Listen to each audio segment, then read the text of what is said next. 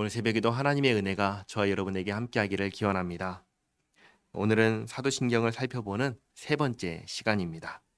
사도신경은 삼위 하나님에 대한 신앙 고백으로 이루어져 있습니다. 두 번째 신앙 고백은 성자 예수님에 대한 신앙 고백입니다. 그 외아들부터 한번 같이 읽어볼까요?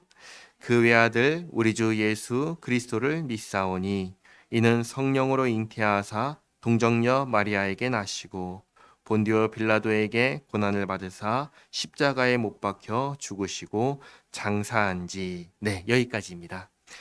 성자 예수님에 대한 신앙 고백에는 세 가지 내용이 담겨 있습니다. 첫째는 예수님은 그리스도시다.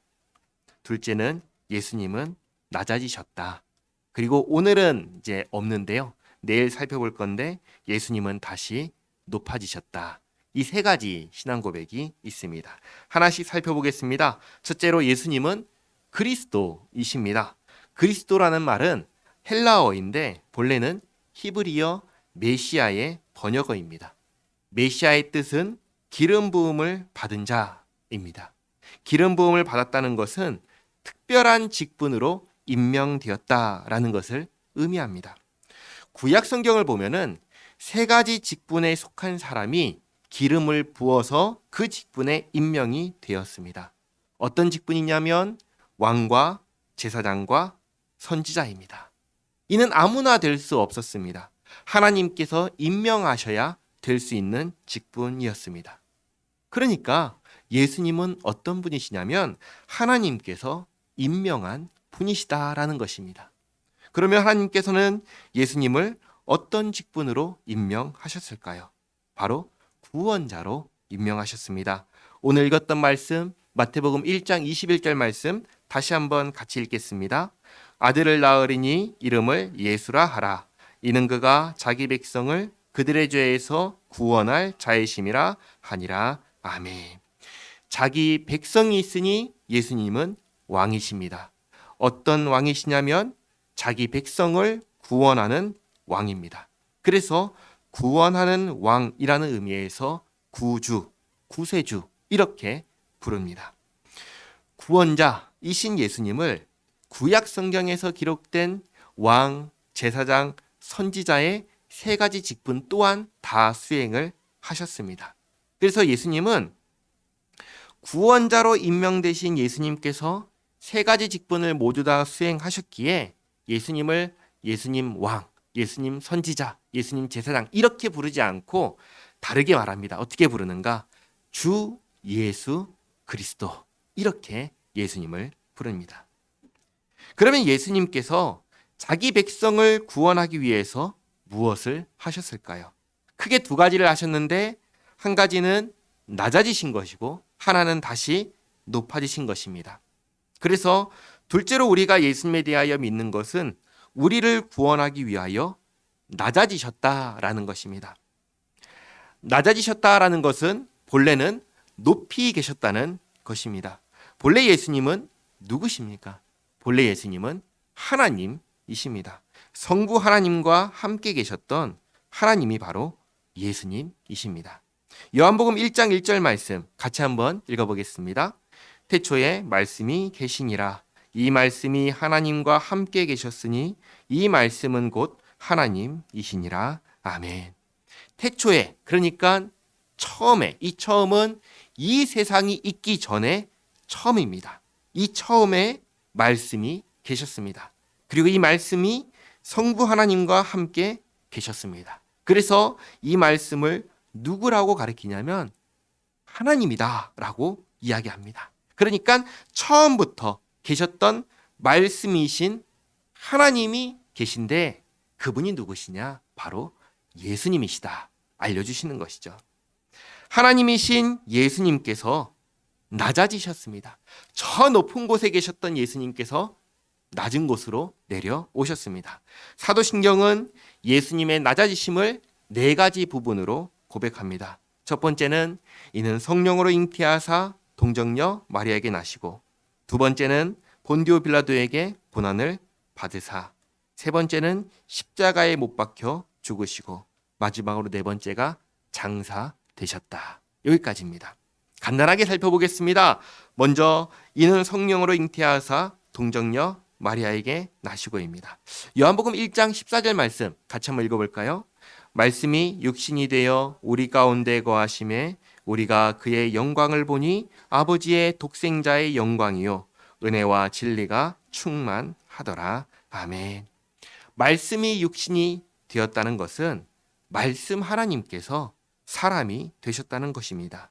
그래서 예수님은 하나님이시면서 사람이십니다. 하나님이신 예수님께서 사람을 구원하기 위해서 사람이 되셨습니다. 사람이 되신 것이 낮아지신 첫 번째 내용입니다. 두 번째는 본디오 빌라도에게 고난을 받으신 것입니다. 그런데 이것을 본디오 빌라도가 예수님을 괴롭혔다라고 생각을 하는 경우가 있는데 그게 아닙니다.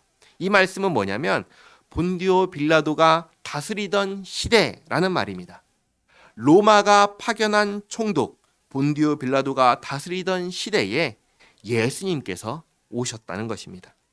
그리고 주일날마다 우리가 요한복음을 살펴보고 있는데 요한복음을 보시면 예수님께서 많은 표적을 행하십니다.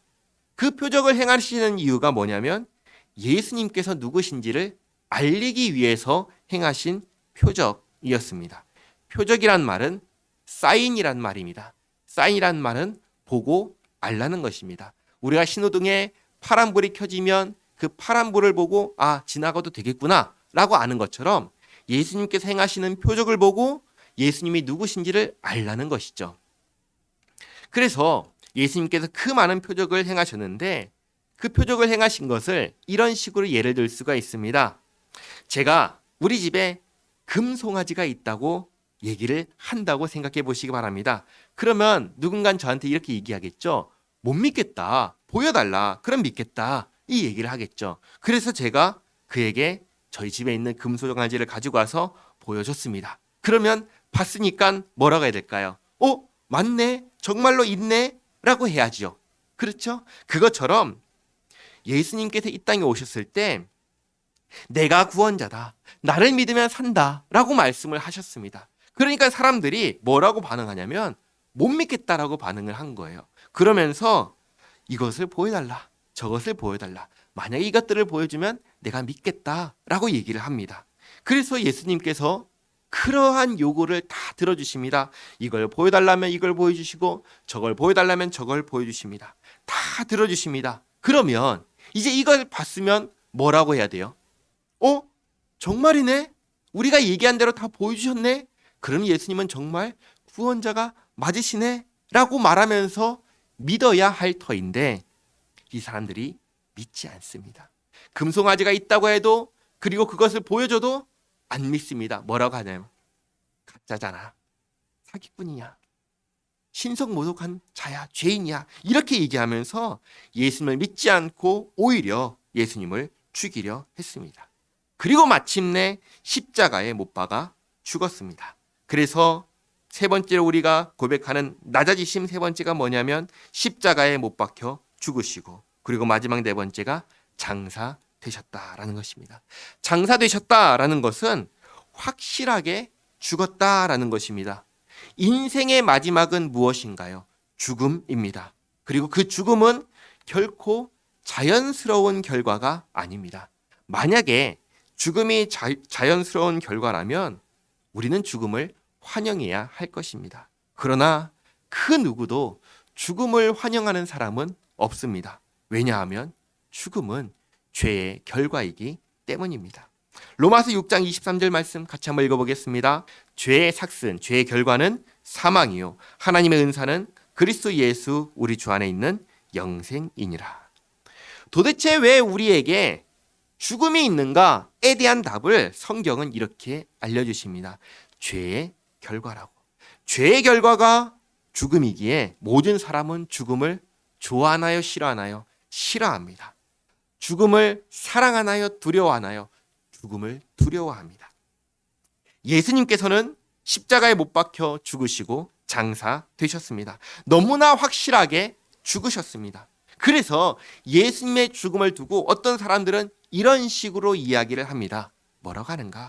거 봐라. 무슨 구원자냐. 사기꾼이다. 구원자라면 죄가 있어서는 안 되고 죄가 없다면 죽어서는 안 된다. 그런데 예수님은 죽었으니 예수님은 죄가 있는 존재고 죄가 있으니 구원자가 아니고 구원자가 아니니 예수는 사기꾼에 불과하다. 이런 생각이 틀린 생각은 아닙니다. 맞습니다. 그렇기에 예수님의 죽음은 두 가지 의미를 갖습니다. 첫 번째는 뭐냐면 예수님은 구원자로서 대신 죄벌을 받으셨다라는 것입니다. 예수님께서 구원자가 맞다면 예수님은 죄가 없으신 분이시고 예수님께서 죄가 없으시다면 죽을 수가 없습니다. 그런데 죄가 없으신 예수님께서 죽으셨다면 그 죽음은 자기의 죄 때문에 죽은 것이 아니라 자기의 백성의 죄벌을 대신하여 죽은 죽음인 것입니다. 즉 구원자로서 대신 죽음이라는 죄벌을 받으신 것입니다. 이게 첫 번째 의미입니다. 다른 두 번째 의미는 뭐냐면 예수님께서 구원자가 맞다라는 것을 증명하기 위한 죽음인 것입니다. 정말로 예수님께서 구원자가 맞으시다면, 그래서 죄가 없으시다면 죽음이 예수님을 붙잡을 수 있나요? 죽음으로 붙잡을 수 있나요? 그럴 수 없지요. 그러니까 어떻게 돼야 돼요? 다시 살아나야 하는 것입니다. 다른 말해서 부활하셔야 하는 것입니다. 그래서 예수님의 높아지심을 고백하는 마지막 네 가지 부분 중에 첫 번째가 바로 부활인 것입니다. 예수님은 구원자가 맞으시다. 예수님은 죄가 없기에 사망의 그를 붙잡아둘 수 없었다. 예수님께서 이 땅에서 하셨던 모든 말씀은 진실이었다. 이것을 증명하는 것 바로 부활입니다. 그래서 우리가 높아지심의 첫 번째로 고백하는 게 뭐냐면 죽은 자 가운데서 다시 살아나시며, 이것입니다. 십자가의 죽음과 부활 그리고 높아지심에 대해서 내일 다시 한 번 더 살펴보도록 하겠습니다. 기도하겠습니다. 하나님, 우리를 구원하기 위하여 오신 예수님에 대해 무엇을 믿는지 살펴보았습니다.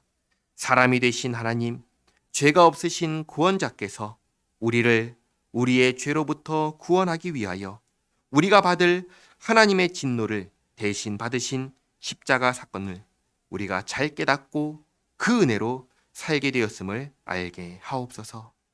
오늘도 주님 앞에서 엎드려 간구하는 성도의 기도를 들으시고 응답하여 주시옵고 오늘 하루의 삶이 주님과 함께하는 복된 삶 되도록 인도하여 주시옵소서. 예수님의 이름으로 기도하옵나이다. 아멘.